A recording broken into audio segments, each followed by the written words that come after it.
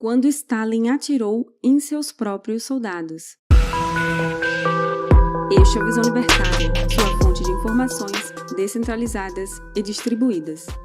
Na Rússia e em outros países que, no passado, fizeram parte da União Soviética, utiliza-se o termo Grande Guerra Patriótica para se referir à guerra travada entre o então bloco comunista e a Alemanha bigodista, no período compreendido entre 1941 e 1945.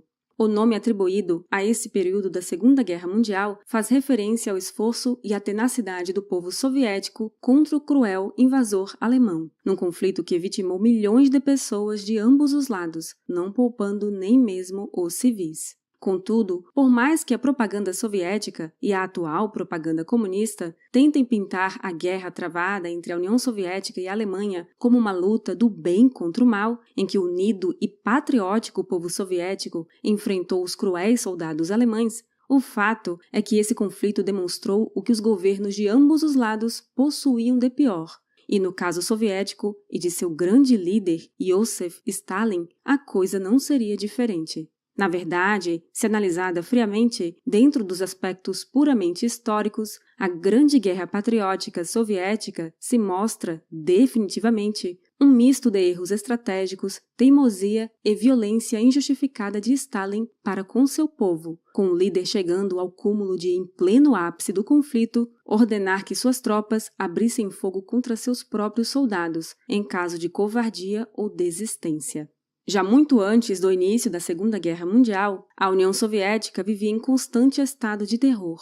Antes mesmo que a contraparte bigodista de Stalin chegasse ao poder na Alemanha, o ditador soviético já massacrava a população dos países que compunham o bloco comunista. O caso mais marcante, sem dúvidas, é o dos ucranianos, que sofreram um verdadeiro genocídio ordenado pelo próprio Stalin, em um evento de fome planejada conhecido como Holodomor, e que vitimou milhões de pessoas, com relatos incontáveis de indivíduos precisando comer cascas de árvores cozidas ou, em casos extremos, carne humana para sobreviver.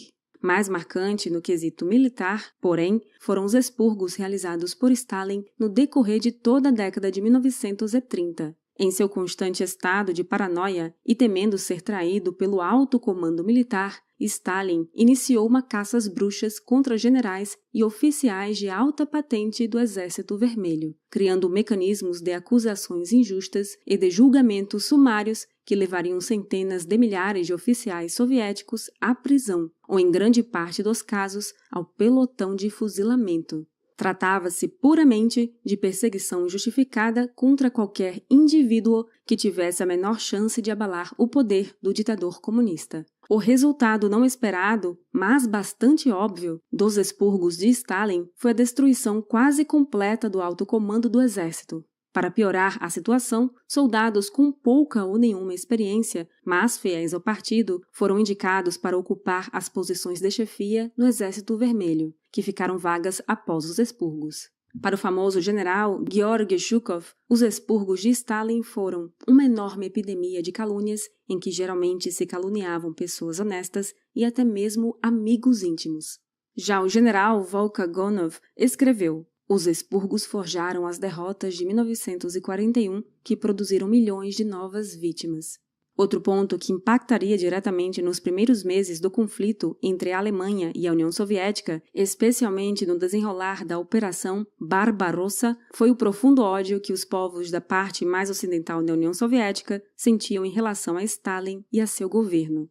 Em 1941, as garras comunistas de Stalin se estendiam sobre a Polônia, as repúblicas bálticas, a citada Ucrânia e também sobre partes da Finlândia. Uma vez tendo estendido seu domínio sobre esses países, Stalin não tardaria em demonstrar para aqueles povos, de maneira empírica, como o comunismo funciona.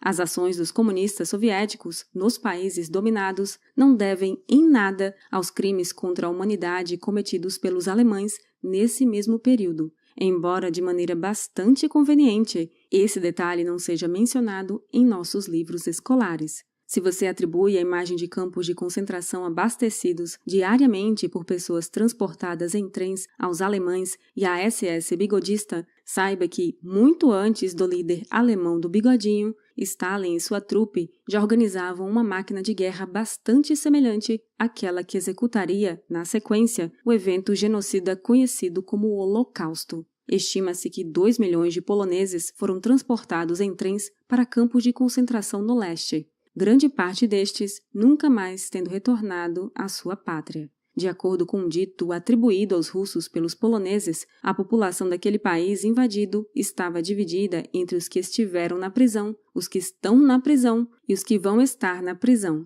Alguns estudos apontam que cerca de 4% de toda a população báltica pereceu nas mãos dos soviéticos, apenas nos primeiros meses de ocupação daqueles países. Porém, não eram apenas os povos dominados que odiavam Stalin e os comunistas. Os próprios russos abominavam aquele regime, como fica claro por diversos relatos das primeiras semanas de invasões alemãs na parte ocidental do território russo. Um diplomata alemão relatou que os camponeses soviéticos vibravam de alegria quando viam um avião russo ser abatido, gritando que Stalin seria derrubado logo em seguida. Muitos russos viam com alegria a chegada dos alemães, acreditando que estes vinham para libertá-los das garras criminosas de Stalin. Como ambos os lados eram compostos por criminosos da pior espécie, contudo, logo os russos perceberam que estavam terrivelmente enganados. Este era o cenário da União Soviética no início da Segunda Guerra Mundial, um bloco comunista artificial que exercia domínio tirânico sobre milhões de seres humanos, num estado policial em que qualquer um podia ser acusado de um crime inexistente a qualquer momento, sendo enviado logo em seguida para um gulag ou para uma execução sumária. Logo chegaria a conta das brutais execuções de altos oficiais, muitos dos quais foram torturados até a morte para confessar crimes que nunca foram cometidos, em eventos que eram seguidos muitas vezes pela execução inclusive das esposas dos oficiais.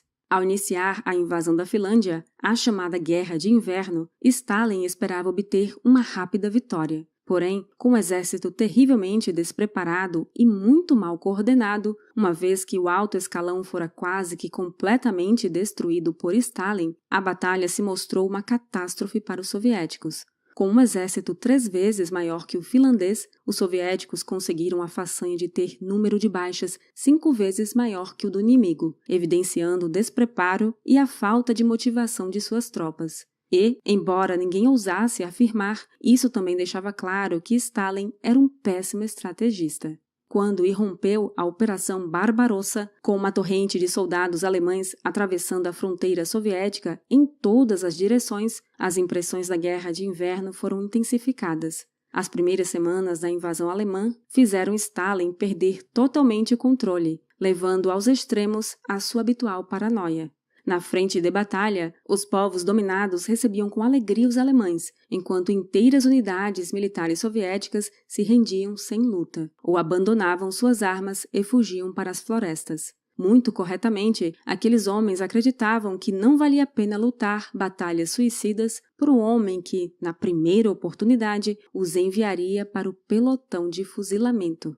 Colocado diante da inacreditável realidade de que seus soldados estavam simplesmente fugindo do inimigo, Stalin emitiu um de seus mais infames decretos, exigindo que pelotões de artilharia fossem posicionados logo atrás das linhas de infantaria, para que qualquer soldado que ousasse fugir do combate fosse imediatamente abatido.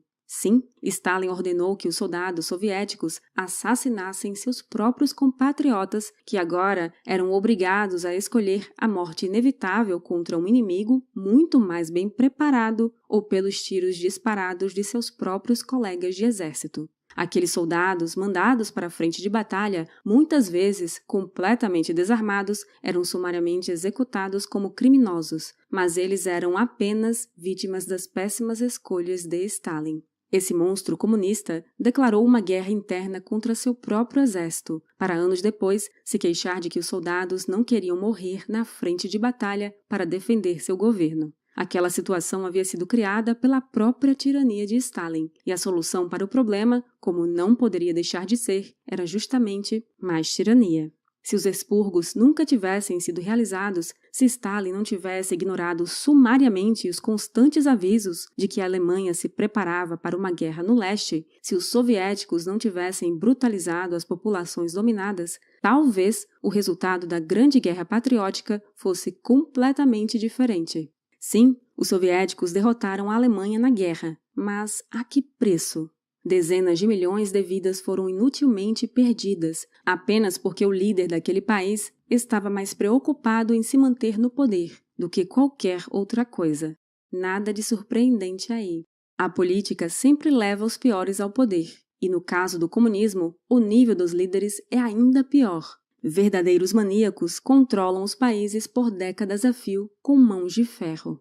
Stalin é pintado por muitos livros de história como um dos heróis da Segunda Guerra Mundial, mas a verdade é que ele foi um criminoso tal como o governante alemão Adolf Hitler. Stalin escravizou povos, enviou milhões para campos de concentração, praticou genocídios e promoveu guerras de invasão e dominação, exatamente como sua contrapartida alemã faria, só que muito provavelmente num grau ainda mais elevado. Contudo, foi reservada para Stalin a imagem de grande líder que barrou o avanço alemão. Embora, sim, se diga, en passant, que o líder soviético, de fato, não era flor que se cheire. Talvez seja curioso pensar que a guerra foi levada até as últimas consequências para, supostamente, evitar que a Europa fosse inteiramente dominada por um tirano, para que, no fim das contas, o continente terminasse, justamente, dominado em grande parte por um tirano. Só que desta vez, o ditador que marchou com seus exércitos até Berlim e de lá não mais saiu não era um bigodista, e sim um comunista.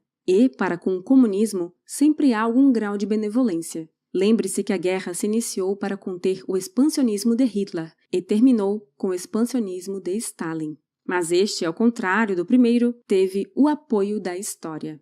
Por fim, é até curioso pensar que, em grande parte do mundo ocidental, não é difícil encontrar membros do alto escalão militar que simpatizam com as ideias de esquerda, parecendo se esquecer de qual era o tratamento dispensado aos oficiais pelos comunistas de Stalin. No fim das contas, palavras como patriotismo servem mais para justificar ações tirânicas estatais e mandar milhões de indivíduos para a morte certa em frentes de batalhas em guerras sem sentido, do que qualquer outra coisa. E a ideia da Grande Guerra Patriótica é justamente celebrar o conflito conduzido por Stalin, o tirano que matou seus próprios oficiais e que ordenou que seus soldados fossem fuzilados por seus próprios atiradores de elite. Obrigada por sua audiência! Este artigo foi sugerido e escrito por Quintessência, revisado por Paulo Almeida e narrado por Baby Yoda. Se você quiser contribuir para a causa da liberdade, clique no like e compartilhe o vídeo em sua rede social. Considere também se inscrever em nosso canal e clicar no ícone de campainha. Até a próxima!